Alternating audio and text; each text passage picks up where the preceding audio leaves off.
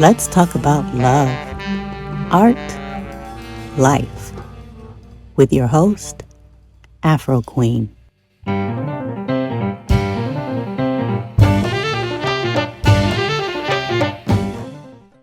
Peace and blessings. This is Afro Queen, and welcome to Let's Talk About Love, Art, Life.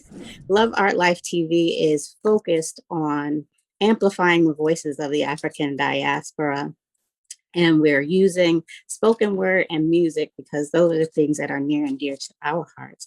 And we are just really excited about sharing amazing content. And we look forward to interacting with you, finding out what it is that you want to see. And hopefully we can work together to build collaborations, to build across cultural lines, to talk about our experiences as people of the African diaspora together and amplify these voices that we have that are so beautiful and so powerful. Today is a really monumental day, and you might see it a little bit in my face, but I'm sure that'll melt away that I'm a little bit nervous, but I'm more so joyful and overwhelmed because of the special guest that we have with us today, Miss Nikki Giovanni. And let me just tell you, uh, yeah, you see me tongue tied. Nikki Giovanni's writing, I know for me and for so many people, has informed and revolutionized the genre of poetry and writing. As a poet, as a spoken word artist, as an author, she's also a teacher and an activist. And she's been inspired by civil rights and the Black Power movement. And she's always been committed to the fight for equality. She has a very, to me, I feel, a no nonsense, unequivocal tone that is often comical. I love, she makes me laugh. Sometimes it's quite sharp, always informative, and most importantly, loving in the broadest sense of the word.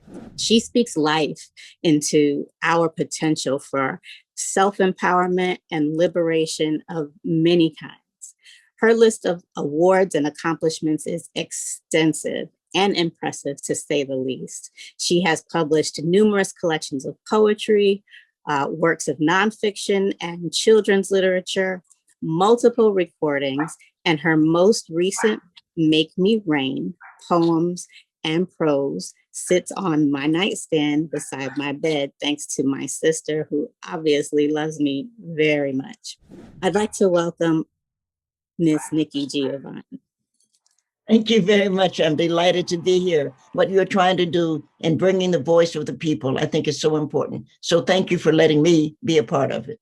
That means the world to us. It's so encouraging and so motivating. And I really appreciate you lending your voice, your experience to what it is that we're trying to do. For me, as a spoken word artist, your poem, Ego Tripping, I know you hear this all the time, but it was the impetus for me to write one of the first poems I ever wrote. I've been performing it for over 20 years. It's entitled I Am, and you gave permission for me to give myself permission to declare who I am, to affirm myself in bold language that was just so empowering. That poem means the world to me to this day. I remember hearing Ego Tripping off of your album where you first recorded it when I was a child. It was released in 71, right? I would have no idea, but yeah. Well, that's what I read anyway. It was released in 71. I was born in 1970. So I heard it from a very young age. I'm pretty sure it was my mother's album. I can't tell you. I know how many people besides me have written a poem like that because you gave us permission. You showed us what it was like. And I'm overwhelmed. I'm so appreciative of that. I love the way you tell stories. And I just wanted to talk to you a little bit about that. Your storytelling, even in your conversation, not just your poems, but it's so clear to me. It feels really clear. It feels really self-informed, concise, succinct. Is that something that you feel like is a function of just time, age? Was it something that you deliberately made a discipline to develop, or is that just a function of who you are as a person? I had the pleasure of living with my grandmother. I I lived with my parents. I was, born with my mother, of course, and my parents moved to Cincinnati, Ohio. But the marriage was a difficult marriage. And I was very fortunate to have a grandmother. I'm really fond of grandmothers. And Mhm. I was able to move down, and I say down because I was born in Knoxville, Tennessee, and I went back to grandmother. And I said to her, I was spending the summer, and I finally said, I think she must have known. And I finally said to her, grandmother, is it okay if I come and live with you? And grandmother had that tone.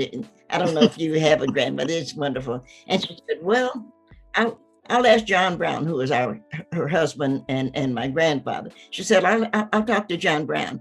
And it took me the longest to realize she didn't talk to anybody about anything. She already knew why I was there. She already knew what I needed. I mean, but when you sat on the front porch, people came by and said things to you. He would Grandpapa was very quietly going about his business, but grandmother would say, "Oh, I'm gonna walk down to see what Edith has to say."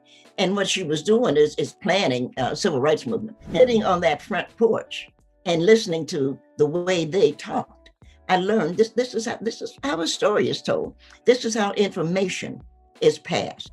And another thing that I miss, that I feel sorry for young people on, is that they miss church. I'm not asking you to believe in anything. I'm saying, though, that what we learned and what we gathered in church, we heard those spirituals, which told the story of our people as they came toward freedom and what they were going to do with it. So church is still, and actually it's still very important. So the ways you kind of got through, and I'm not surprised that some of the youngsters are essentially, I'm not judging, but Right. they are lost. They don't have anybody. They don't have a bench. They don't have anybody to lean on. And I Yeah. think that they're missing church. Grandma was Baptist, and any of you that are Baptists know, every Sunday there was something. There was Mother's Day, Father's Day, Aunt's Day, Preacher's Day, every Sunday. Really.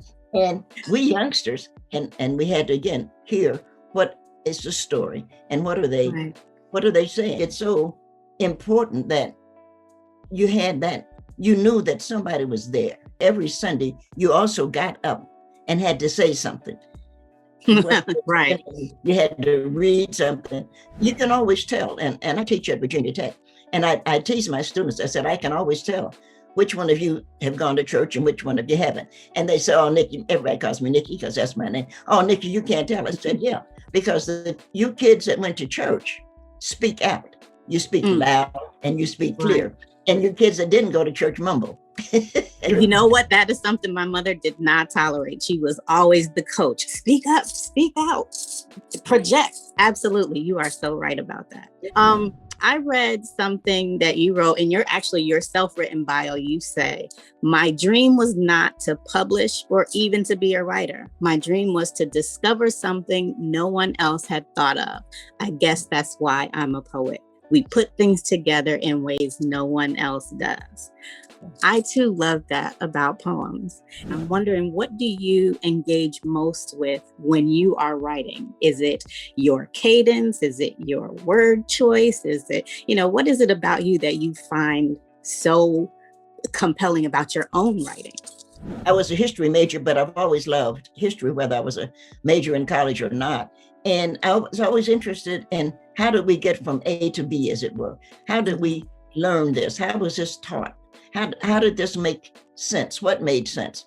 One of the things that has always, of course, fascinated me, as it would any Christian, and I don't want to get into Jesus or anything like that, but I just, you have to say, what if Jesus had not been in the middle? He was in the middle of Calvary. What if he had been on the right or the left? It would have been a whole nother story. And so you're sitting there in Sunday school, or you're sitting there in church, and you're hearing this and you're hearing about it, and you're saying, I wonder what would have happened if he had been in another place.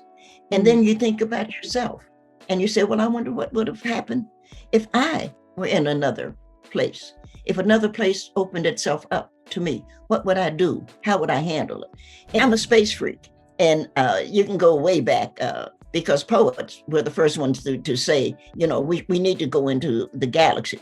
And you can look that up. I mean, that's science. Poets taught scientists. Scientists didn't teach poets. One of the other things that excited me was that I always thought there had to be water on Mars. It was, to me, illogical that there was no water on Mars. It's our sister planet. And so when you're sitting there and you're reading, I'm not a real scientist, I just was interested. There had to be water. And so once you start to think about if there's water, which is why my latest book is Make Me Rain. If there's water, then there's life. And if there's life, then we have to find a way to how do we get along with it? Well, the advantage, in all fairness to everybody, but the advantage of being a Black American is that as sad and as horrible as slavery was, and as difficult as Middle Passage was, Middle Passage taught us that we could go from where we knew, our home, to where we didn't know.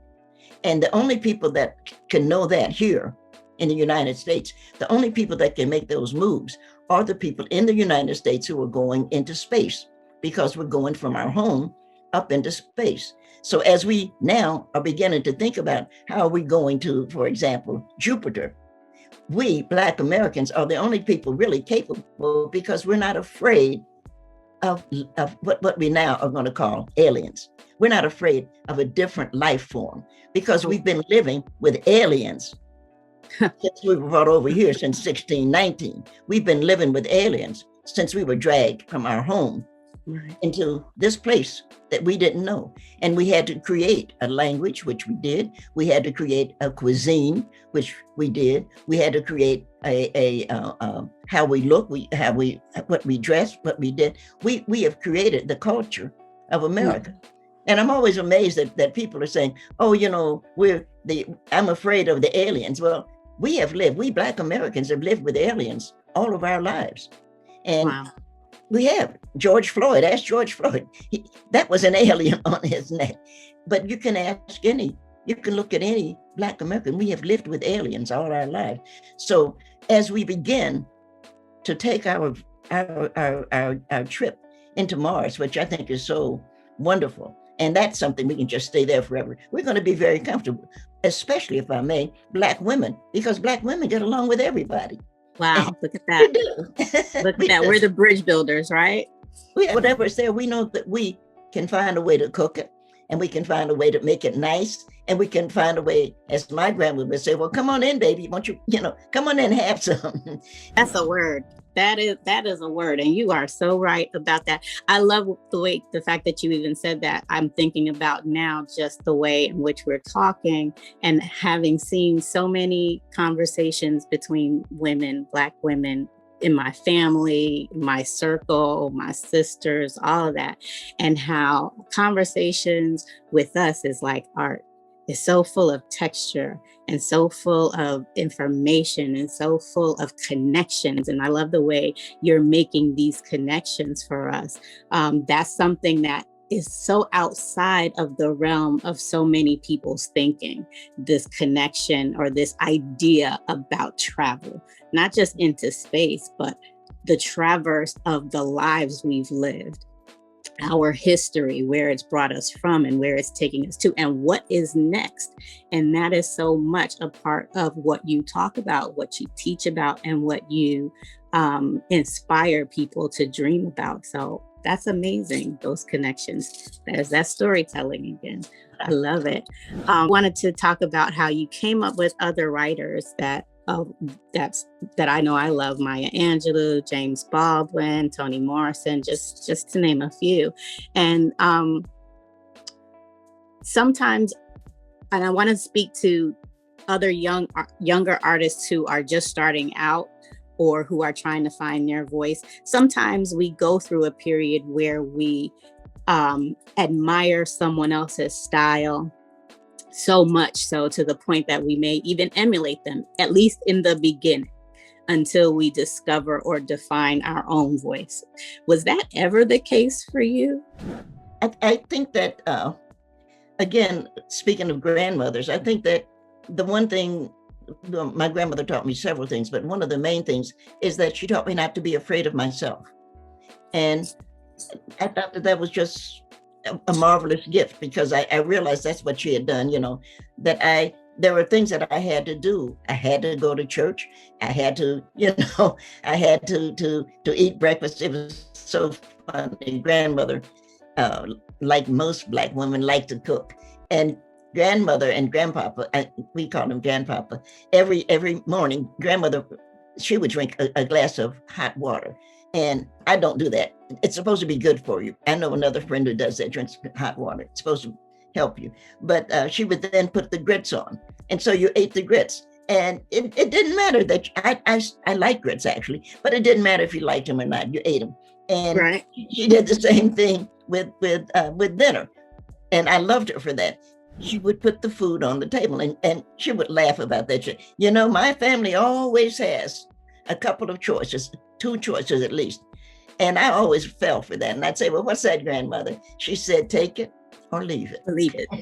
There you go. And that taught me, to be, my voice is the same thing, that take it or leave it. That's all I have. All I have is a language, and this language that's all I can use. So I have to use what I have. Right. I love it. I absolutely love it. And I'm taking that to heart personally for myself. I have to take a break. My team's been telling me, but we'll be right back to talk more with Miss Nikki Giovanni in a minute. This is Basiwe, Afro Queen, and this is Love Art Life TV. What a joy for me to have as a guest on the Sister Lexicon, Chief Master Sergeant Stefatina R. Williams, with her stories of growth, leadership, and excellence. This is the Sister Lexicon. Like, where do you need me? Or, okay, you didn't realize you need me, but let me show you how to get in it. So can you imagine being in the war zone? And your two babies are here. Oh, and your husband is somewhere else, and y'all don't see each other. Oh, and throw in the fact, your brother, your younger brother joined the Air National Guard, and he's in Iraq too. Wow. I am from the hood. Okay. They're like, wait a minute. I was like, oh, I'm polished on paper, but don't get it twisted. Okay. Oh, Brooklyn is always here. Brooklyn is always. We left off talking about was how important it is to have your own voice, and the fact that you were taught from an early age by your grandmother to have your own voice, to have confidence in it, to use it. And now you speak as if this is what I have and you can take it or leave it. Well, earlier you talked about the fact that there are just certain things that young people, unfortunately, today just don't have. So in light of that, how do poets of your generation, I know what you're doing. I know that you support hip hop. I know that you write children's books. I know that you are so open to reaching out across generations.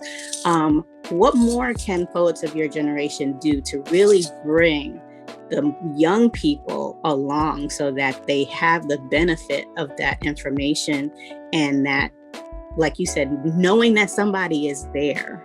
How can we foster that even more? The main thing that my generation does, because we are the grandmothers now, is we can cheer for you. And I'm a big fan of Black Lives Matter.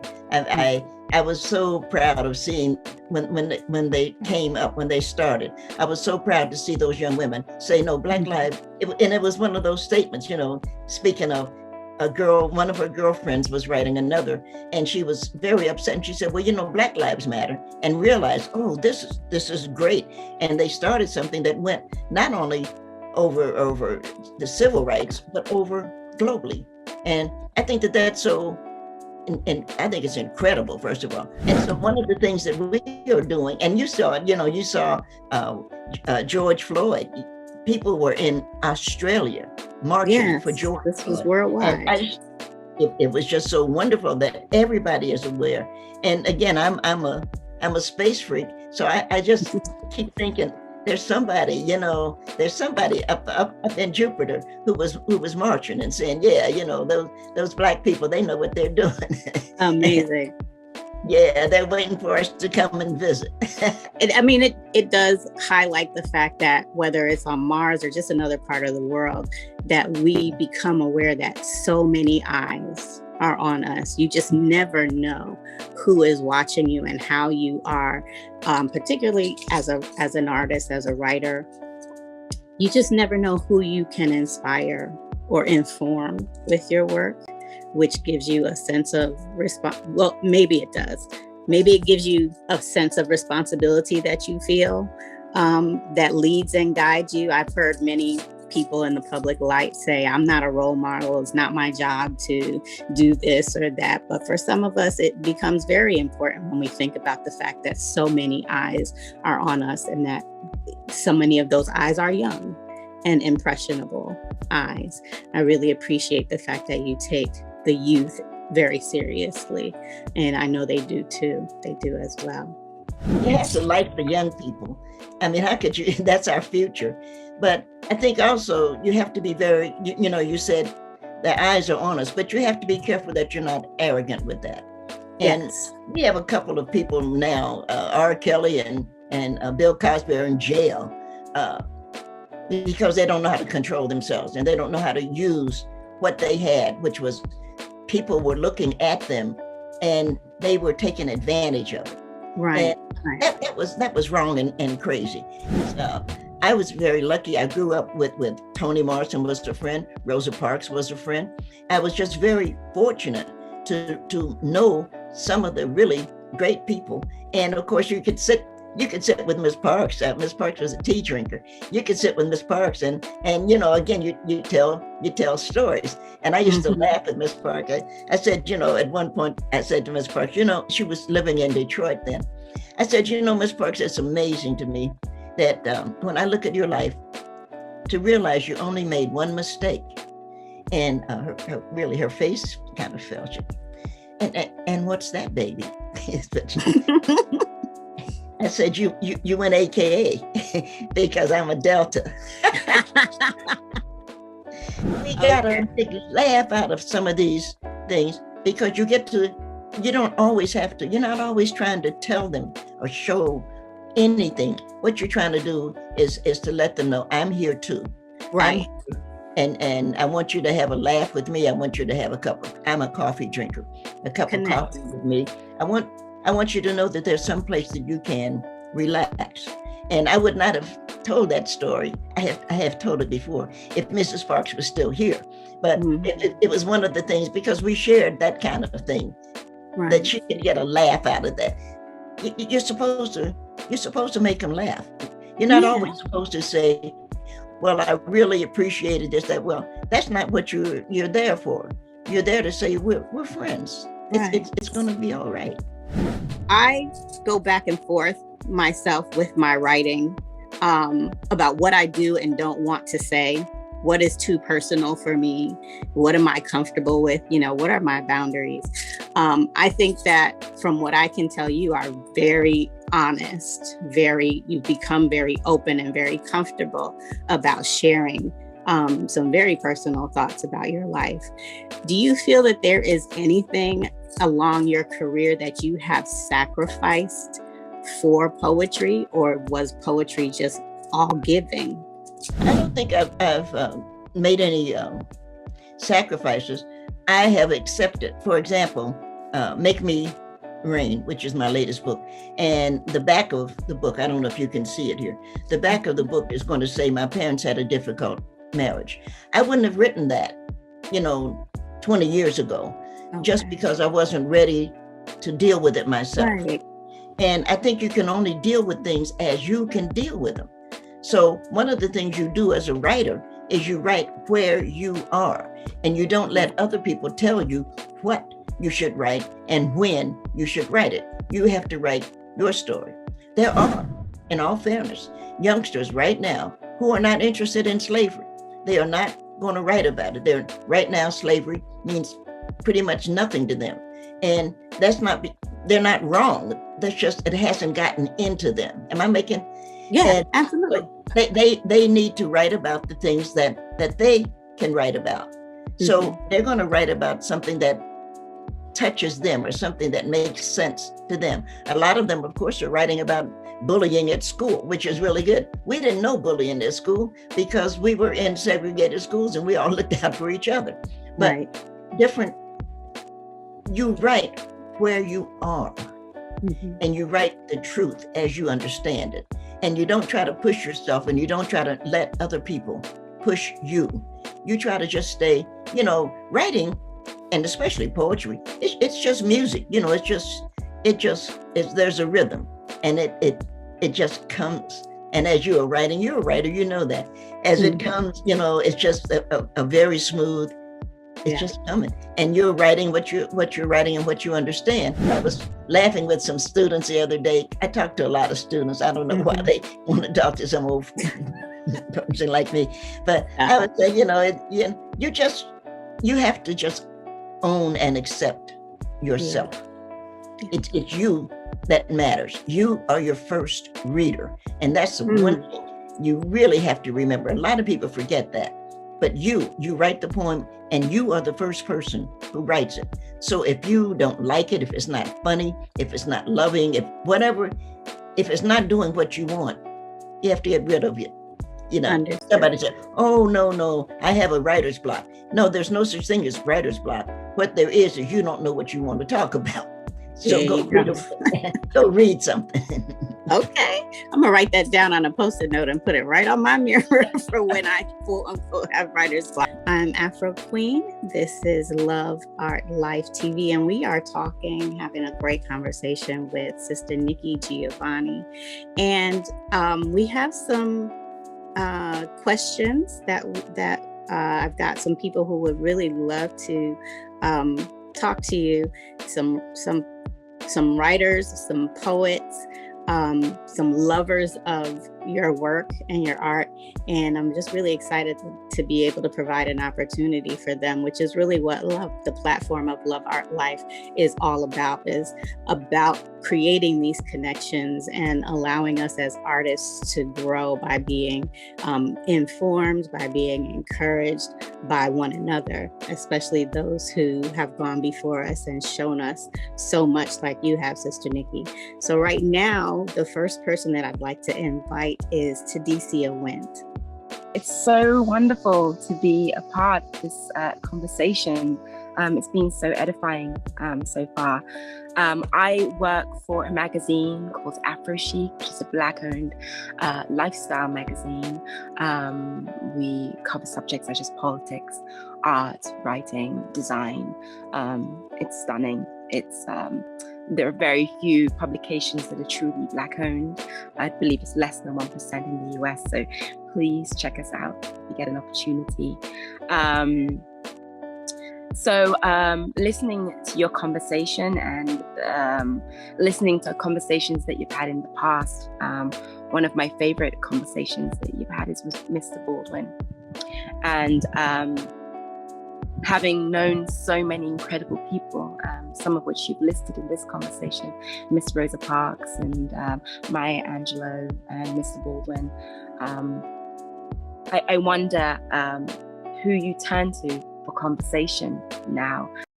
And I'm not trying to do anybody's religion, but I'm a Christian, so I believe in spirits. And so those people whose bodies we may have allowed to leave us, their spirits don't. And I mentioned my grandmother. I talk about my grandmother, if I'm not careful, I'll look around thinking she should be sitting there. And no, I'm very comfortable with the spirit, if I may, speaking to and with me. And I try to listen.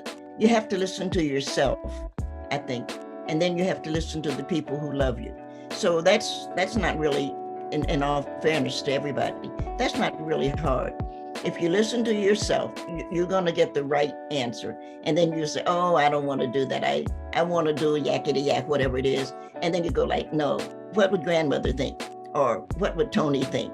Or, oh my goodness, Maya would laugh about that. And so it just sort of comes together. You end up doing what you should do. Yes. And sorry, there was one more question that I wanted to ask you. Pull that up. Following the loss of the presidency, Republicans and other conservative forces have focused on smaller yet crucial political objectives, such as limiting voter rights and attacks on critical race theory that have been widely successful in state and local politics. And I was wondering, what role do writers and artists and academics and other creatives play in activating the people on a large scale around actions that may seem small to them? And how can we best harness the power in this moment? I mean, it seems that we're fighting something that for something that your generation fought so hard for again. So what advice would you give us this time around? I don't mean to sound not nice, but I don't think we have any advice to give you. We have your generation, it's not personal. We have written what we can write, and hopefully we will continue to write. And I mentioned earlier, because I am a big fan of Black Lives Matter. I keep up with whatever the news is, but I don't think it's my job. Actually, I think I could be, not just me, but my generation could be in the way of what the next generation wants to do. Every generation, my generation and the one before, you have to remember, Roy Wilkins, who headed the NAACP, did not like Martin Luther King. And everybody, every other street is named after King now. But Roy Wilkins didn't like King. He thought, why are these people out in the street? Why are they causing all of this problems? We need to take it to the courts. But then we have to remember, Martin did not like the Black Panthers. And he was like, why are these people running around with guns and talking about Black power? And every generation is always trying to tell the other generation. I think our job is to, for those who do, I think our job is to come home after a day's work and sit down with a nice glass of champagne, talk to our girlfriends, or just, I have a fish pond, go out and look at my fish. I don't think my job is to try to run the world. We did what we could do. And what we could do was we gave it the language, and we gave our bodies. We got beaten, we got put in jail, a lot of horrible things happened, but we did our job. And now it's somebody else's job.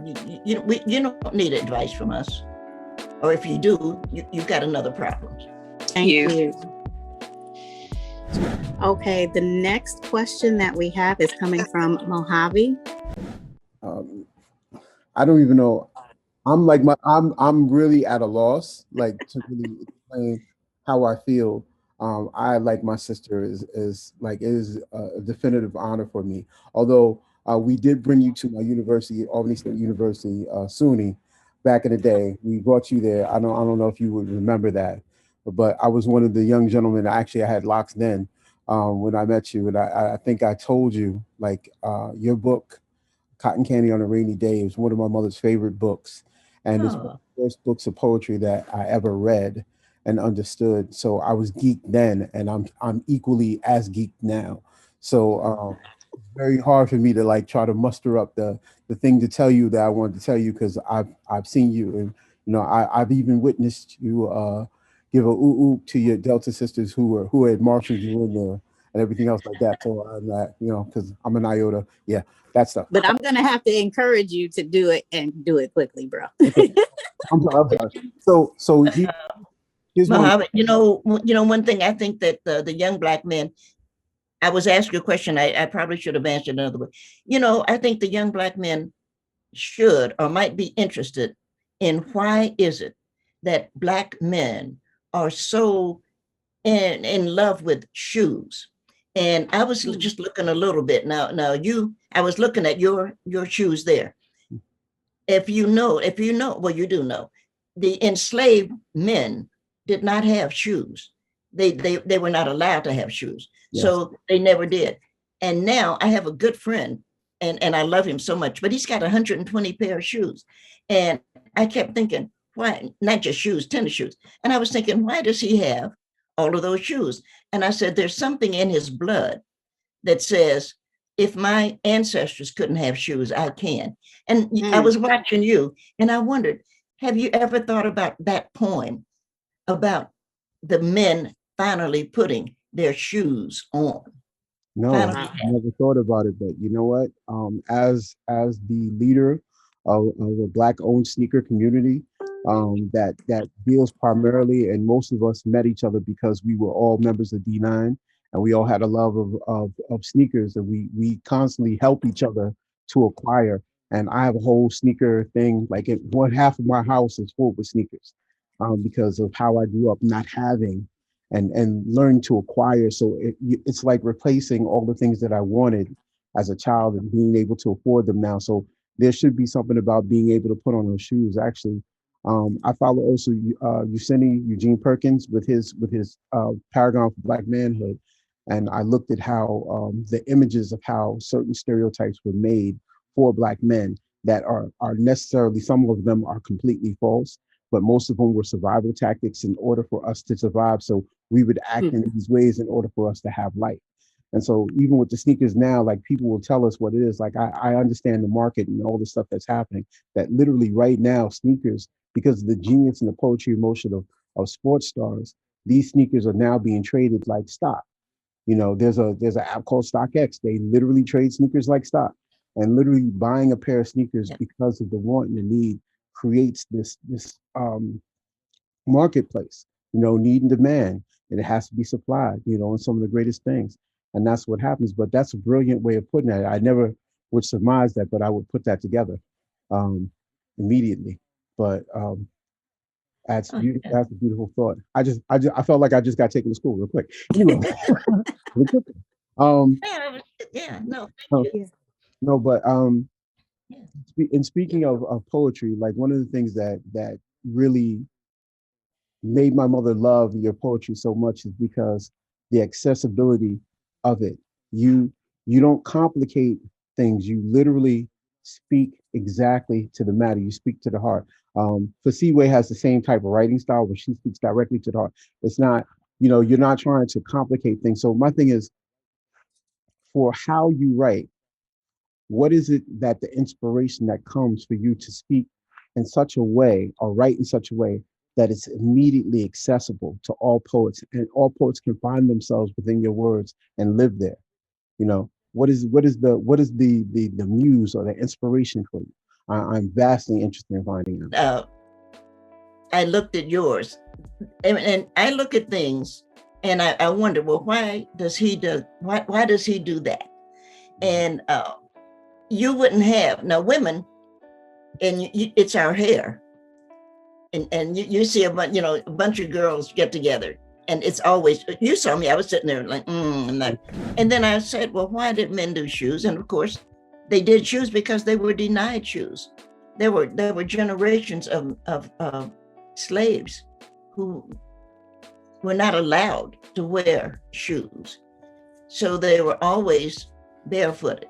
My grandmother, and I just wrote a poem about that, my great grandmother, they said stole, but it's not possible to steal what was stolen. Took when she, in slavery, she took a little sterling silver mirror, because we forget that slaves did not have mirrors, and they did not know. And this affected mostly, of course, going to be women, but they did not know what they looked like. The only way they knew what they looked like was by looking into the eyes of the men and women who were their friends and who loved them. And so we called her Mama Dear. Mama Dear bought this mirror, and it got passed down. I have the mirror now, and I have a granddaughter, so it will go onto her. But just the idea that you could grow up and never know what you looked like. Can you imagine? Wow.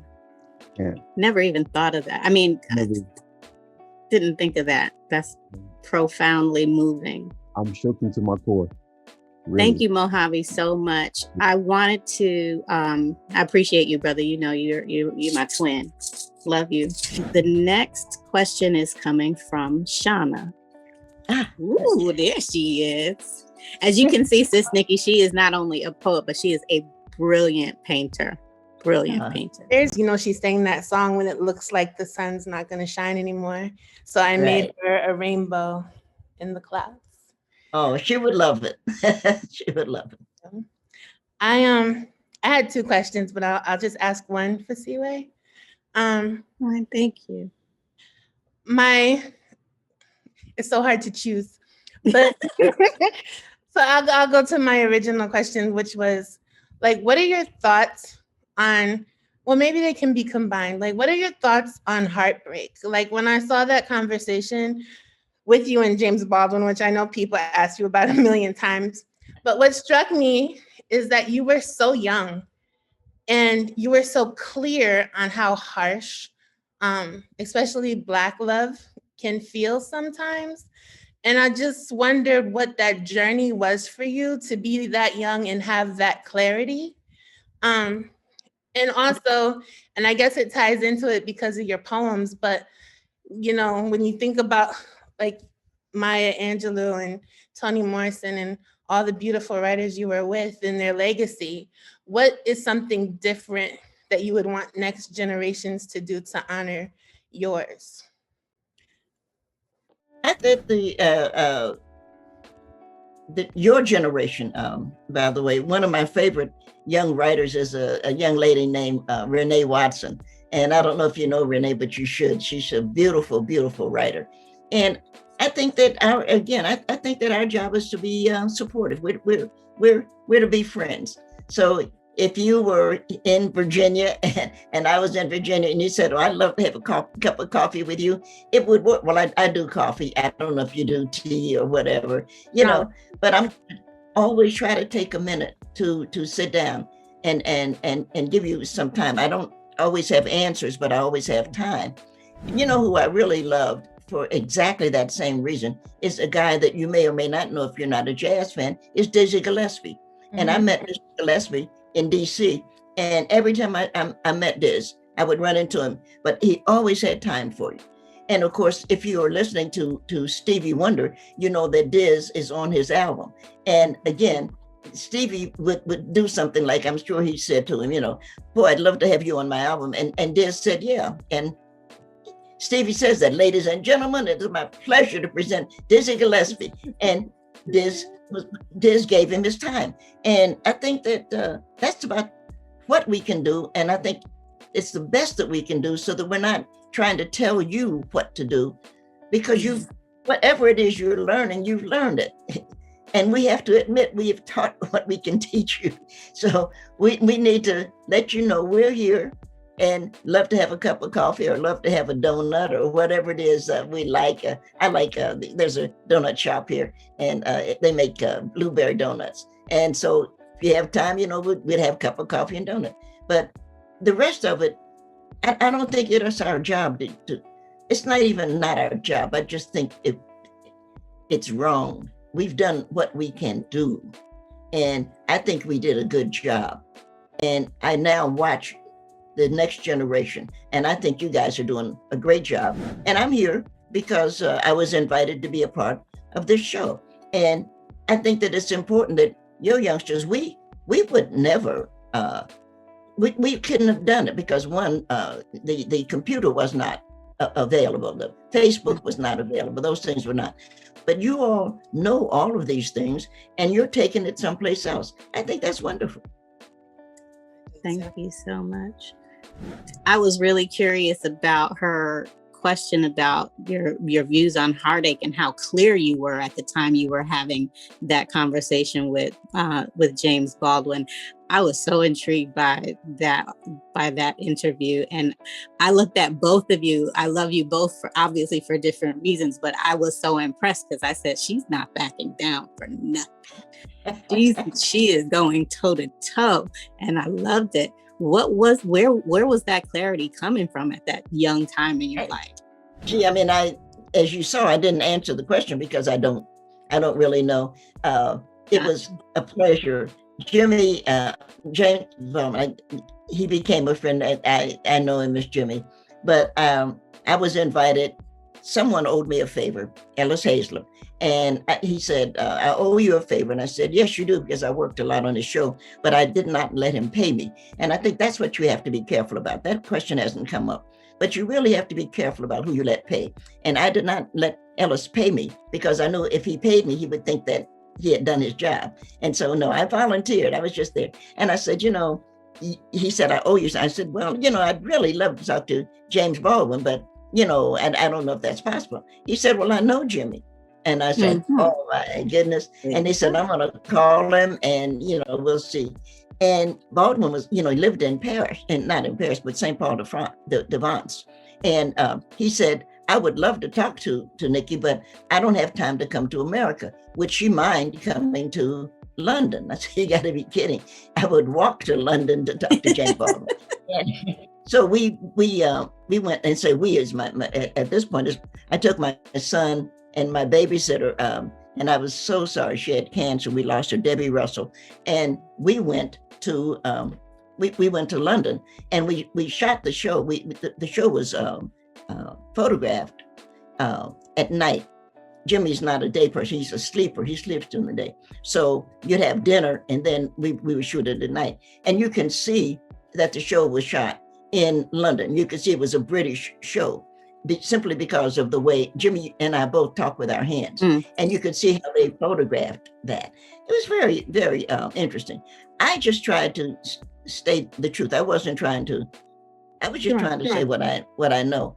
And it seemed like I had some questions that Jimmy ought to have to answer, but I wasn't trying to be anything but I'm here and he's kind enough to be here. So I'm not going to waste his time by not being honest or not being clear.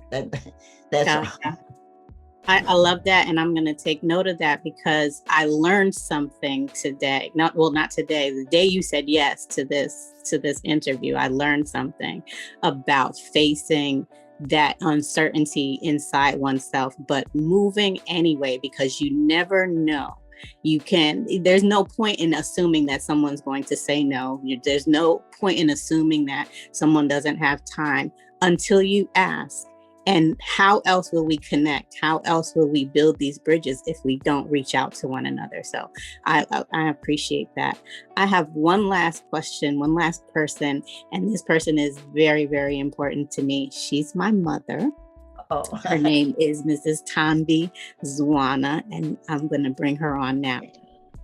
Hi, Mom. Hi, and I can't believe I'm actually talking to Nikki Giovanni. Your daughter has done a very good job. Thank you so much for being with us. Tell me when to start, Fisiwe. You're ready. You can go ahead. I am a retired teacher, 40 years of English, reading, and language arts, and I've been privileged to use your poetry to teach so many lessons on not just on poetry, but on history, on civil rights, on activism, on culture. And on behalf of all the teachers who have been privileged, as I have been, to use your works, we thank you. My question is, given the COVID situation and the impact that it has had on teaching and education, we are challenged now, other teachers are challenged now to teach online as effectively as we thought we were doing in the classroom in person. What wisdom can you give us that will help us to transition our teaching methods as effectively online? And are there resources that you can point us to help us to teach poetry and to teach language and all the lessons that we want to teach online as effectively as we have tried to do in person? That's a tough question, but I don't teach online. I teach at Virginia Tech, I still do, but I teach in a big classroom and I only have 15 students, so we were split out. But there's a question going on right now about homeschooling. I'm sure you have been keeping up with it. I know your daughter probably has. And homeschooling is essentially segregation. And segregation is how we learned. And so somehow or another, you hate to say this, but maybe this is not the worst thing that ever happened to the Black kids, because the Black kids are saying, well, I'm being bullied. they're mistreating me.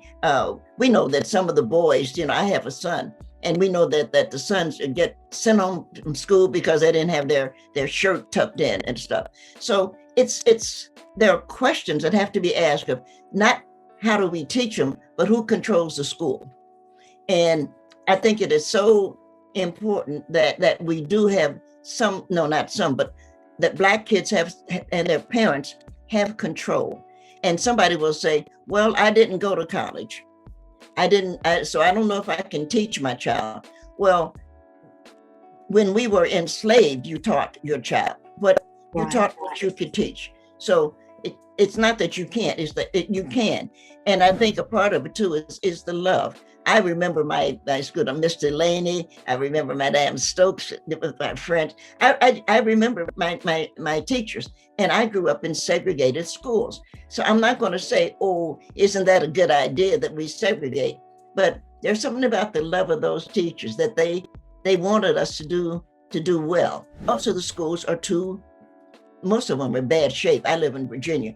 The classes are too big. They don't have the information that they need. They don't have the books that they need. Teachers, and I'm sure you're probably like that, have been having to buy crayons and other materials. And there's a big fight going on. Like $15 an hour is not a lot of money. And we who teach should have even more. I teach in a college, so it's going to be a little different.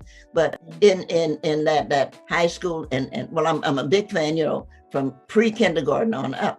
We need pre-kindergarten. We need pre-K. We all know that. We need the new buildings. We need streets that we can get to safely. We need to know that the kids, if they go outside to play, are going to be safe. There's a lot going on, and there are things that we need to talk about, but you must be registered to vote. And so that's why they don't want us to be registered. Everybody's like, oh no, we're not going to have them voting because they're afraid that we're going to say something like, no, well, we would like our fair share of this. Mm-hmm. You know, I'm not looking for reparations. I wouldn't mind, but that's not what I'm looking for. What I'm looking for now is today. What do we have today? And how can we help youngsters? Say youngsters, you're younger than I am, but everybody is. How can we help the young people who want to teach, who want to be a part of it? How can we help make sure they have what they need? And a part of also what you need, by the way, is travel. That is so very, very important. If you're teaching school, you should be able to travel, not only through particularly West Africa, because I'm a fan of that, but through Europe, because everybody wants you to know about it. If you want me to know about Europe, then I have to go and see it. If you want me to know how this is handled, then I have to go and see it. And a part of being a teacher is seeing as much of the world as you can. So when school is out, you and your daughter, if she's not busy, or your granddaughter, if you got one, you should get and get on a plane, and you should be on your way to see some of the earth that you haven't seen. My granddaughter and I are getting ready to go to Iceland. And I'm very excited. She's a great kid to travel with, so I'm excited about that. But we're going to go to Iceland because I've never been to Iceland. Of course, she has. How can I teach her? How can she learn about the world if she never sees it? I know you're proud of your daughter, so thank you. Yes, most definitely. Thank you for rearing a wonderful young lady. Oh, you are so sweet. And I just want to extend an open invitation for you to come back anytime. Anything you just want to talk about. When you and I, we can sit on here and have a cup of coffee together and just talk about whatever. Thank you so much. I promised my sister, I think I showed you this before. She gave me this book, and it's a signed copy. Her name is Tiaka, and you bring tears to her eyes. That's how much she loves your poetry.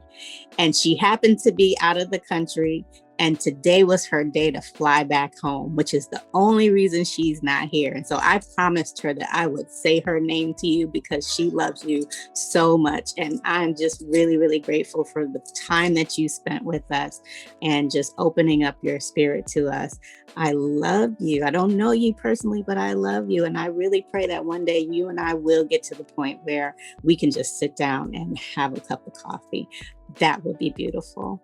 You know, ladies and gentlemen, this is Miss Nikki Giovanni. She is a force, period. And I'm so grateful. Check her out. Obviously, go to nikkigiovanni.com and you can learn everything about, you know, how to contact her, all of her work, all of her impressive awards and honors. And you can see her voice and hear her speak. And so please, please, please support her work. Definitely, definitely, definitely, you will see her again on Love Art Life TV if I have anything to say about it. Well, Please thank you. receive our gratitude. That's it for this episode of Let's Talk About Love Art Life TV. Brothers and sisters, we are here to do just this. We are amplifying the powerful voices of the African diaspora that are going to take us where we need to be, to Mars and beyond. This is what this is all about. Until next time, this is Love Art Life. Deep love, soul art, authentic life. Peace. That was fantastic. Thank you so much. Thank you. I'll thank you to death. Just thank you so much. Thank you. Thank you.